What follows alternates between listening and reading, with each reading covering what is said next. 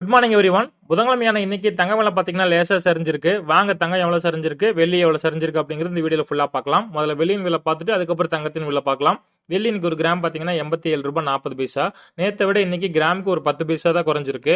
ஒரு கிலோ பார்த்தீங்கன்னா ரூ. 87,400.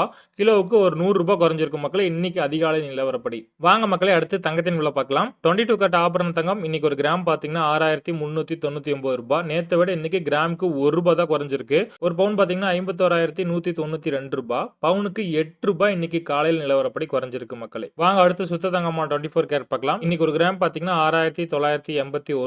கிராமுக்கு ரூ. 1 தான் குறைஞ்சிருக்கு. ஒரு பவுன் பார்த்தீங்கன்னா ரூ. 55,848.